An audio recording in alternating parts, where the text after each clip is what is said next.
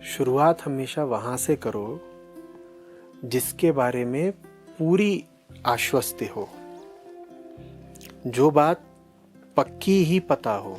शुरुआत वहां से करो, फिर गलती नहीं होगी। तुम्हें नहीं पता कि तुम्हारा मन किधर का है, तुम नहीं जानते क्या सही क्या गलत, तुम नहीं जानते कि तुम्हारी अपनी निजी इच्छा क्या है।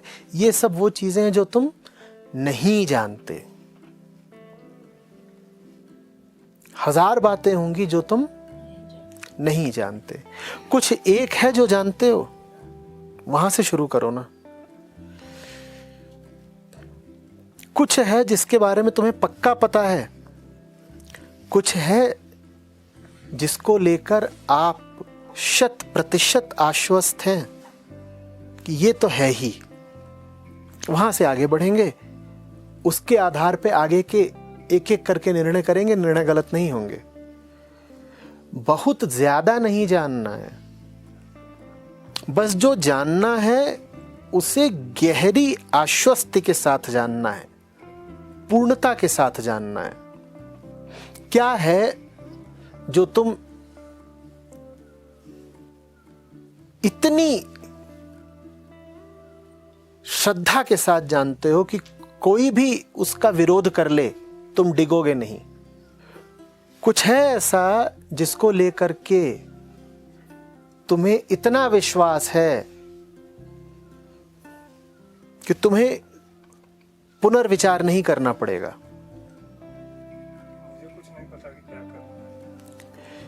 इसी बात को गौर से देखो, इसी में वो छिपा है जिसको लेकर तुम्हें पूरा यकीन है। जब तुम कहते हो मैं नहीं जानता, या जब तुम कहते हो कि मैं जानता हूं, दोनों ही स्थितियों में तुमने एक बात पर तो पूरी श्रद्धा दर्शा ही दी। किस बात पर? वो बात ऐसी होनी चाहिए कि कोई कितना भी विरोध कर ले, विवाद कर ले, तुम चूको नहीं, डिगो नहीं। तुम्हारा सारा ज्ञान गलत साबित हो सकता है, कोई एक ऐसी चीज है जो गलत साबित नहीं हो सकती। कुछ है तुम्हारे पास जो बनता बिगड़ता नहीं है। तो तुम जब ये भी कहते हो कि मैं समस्याग्रस्त हूं, या ये भी कहते हो मैं अनाड़ी हूं, या ये भी कहते हो कि मैं कुछ नहीं जानता हूं, तो भी एक बात को लेकर के तो तुम्हें पूरा भरोसा है। क्या? यहां से शुरू करो ना, मैं हूं। अब इस बात में कोई संदेह नहीं है। जहां कोई संदेह नहीं है वहां से शुरुआत करना अच्छा है, क्योंकि अगर शुरुआती बिंदु ही गलत हुआ तो आगे की यात्रा पूरी ही गलत हो जाएगी। तो शुरुआत करने का बिंदु भले साधारण लगे पर सही होना चाहिए। साधारण भले हो पर सही जरूर हो। मैं हूं, ठीक? तुम हो। तुम हो और तुम कहते हो तुम परेशान हो कि तुमको निर्णय करना नहीं आता, और तुम कहते हो कि मैं कुछ जानता नहीं, और तुम कहते हो दूसरों के प्रभाव में आ जाता हूं। तो ये जो मैं है, ये क्या चाहता है? पहली बात हमने पकड़ी कि मैं हूं, और अब हम जानना चाहते हैं कि इस मैं का स्वभाव क्या है, ये क्या चाहता है। किस बात को लेकर के तुम्हें पक्का भरोसा है कि मैं को स्वीकार्य होगी, और किन बातों को लेकर तुम जानते ही हो कि मैं उन्हें स्वीकार नहीं करता। मैं हूं और मैं चाहता हूं शांति। निर्णय लेने के लिए बड़ा अच्छा आधार बनता जा रहा है। मैं हूं और ये जो मैं हूं ये चाहता है शांति। ठीक है? अब ये पक्का है ना कि शांति ही चाहते हो? शांति चाहते हो, हमेशा चाहते हो। किसी भी स्थिति में ऐसा तो नहीं होता ना कि कहो कि मैं चाहता हूं कि मैं परेशान रहूं। ऐसा होता है क्या? ठीक है। तो हमें अब कुछ ऐसा मिल गया है जो बिल्कुल अडिग है, और चूंकि वो अडिग है इसीलिए उसका भरोसा है। जैसे नींव का पत्थर अडिग होता है ना, हिलता डुलता नहीं। हिलता डुलता नहीं है तो तुम क्या करते हो? फिर उस पर पूरा मकान खड़ा कर देते हो। आगे कुछ और लंबा ऊंचा खड़ा करो, इसके लिए जरूरी है कि जो नींव का पत्थर हो वो बिल्कुल अडिग हो। तुम्हें कुछ ऐसा मिला अभी अभी जो अडिग है। क्या मिला अभी अभी? मैं हूं और मैं, ठीक है। इसी को और कोणों से जरा टटोलो। और क्या चाहते हो? और क्या है ऐसा जिसको तुम सदा चाहते हो, किसी भी स्थिति में चाहते हो, अनपवाद रूप से चाहते हो, बिना रुके चाहते हो? बोलो, क्या है जो तुम सदा चाहते हो? शांति तो कह ही दिया उन्होंने। और मुक्ति। कोई है ऐसा जो किसी भी स्थिति में कहे कि मुझे मुक्ति नहीं, बंधन चाहिए? कोई इंसान देखा जो चाहता हो कि उसको कैद हो जाए? कोई पक्षी देखा जो स्वेच्छा से पिंजरा मांगता हो? तो मैं हूं और मैं वो हूं जिसे शांति चाहिए और जिसको मुक्ति चाहिए। जीवन के निर्णय लेने के लिए अब तुमको क्या मिलते जा रहे हैं? आधार, कसौटियां, क्राइटेरिया। मैं हूं और मैं वो हूं जिसे शांति चाहिए, मुक्ति चाहिए। ऐसा कोई है जिसे अच्छा लगता हो कि उसे धोखा दिया जाए? कितने लोग यहां बैठे हैं जो चाहते हैं कि उन्हें धोखा मिले? तो हम सब सच चाहते हैं ना, भ्रम नहीं। क्या चाहते हैं? सच चाहते हैं ना। कितने लोग हैं जिन्हें बहुत अच्छा लगता है जब उनसे झूठ बोला जाता है? मजा आया, झूठ बोला गया मुझसे। कोई झूठ बोलकर तुम्हें धोखा ही दे जाए, ये तुम्हें पसंद है क्या? तो तुम हो और तुम वो हो जिसे सच चाहिए, भ्रम और धोखा नहीं। जिंदगी के निर्णय लेने के लिए तुम्हें एक और मिल गया आधार। अब बताओ, निर्णय लेने में क्या दिक्कत है? जब भी चुनाव करने की बारी आए तो देख लो कि भ्रम किधर है और सच्चाई किधर है। देख लो बंधन किधर है और मुक्ति किधर है। देख लो शांति किधर है, अशांति किधर है। साल दर साल बीतते जाएं और उलझन और आंसुओं और परेशानी में रहो, इससे अच्छा तो यह है कि तुम गलत रास्ता ही चल लो। कम से कम ये तो पता चलेगा कि गलत रास्ता गलत है।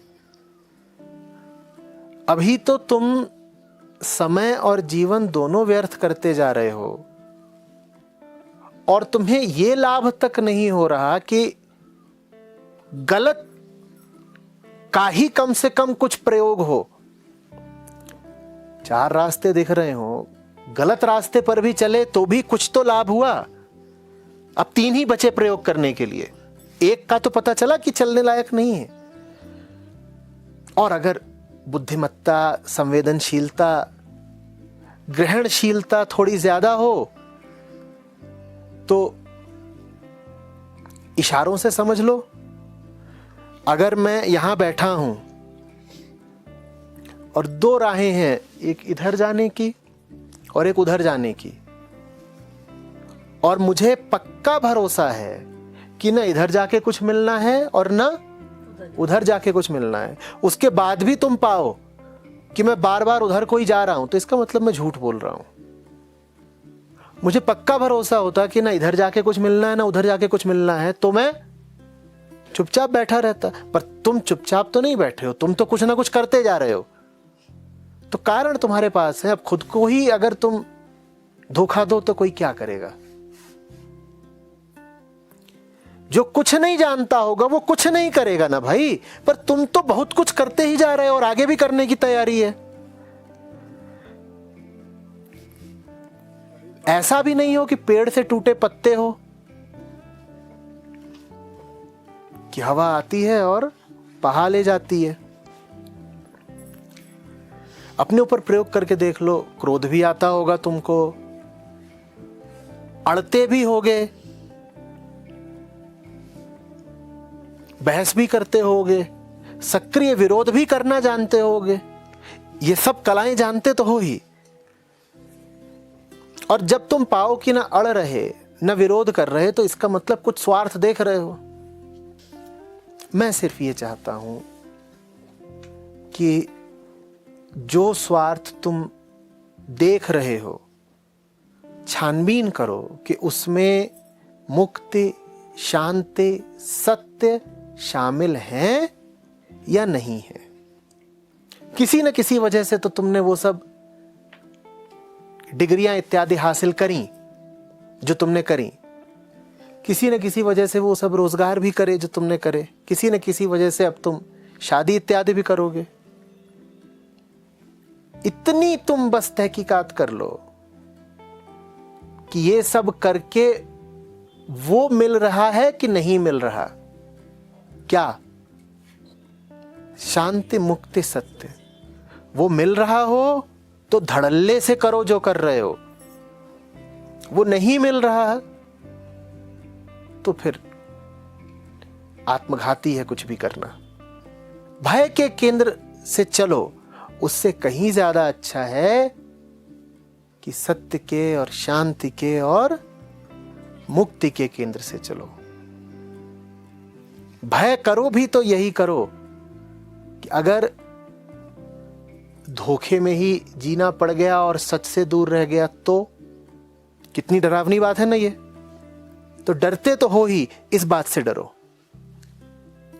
दुनिया से और दुनिया की ताकतों से और घर वालों से और 50 लोगों से डरते हो, इस बात से भी तो डरो कि जिंदगी भर अगर कैद में रह गया तो।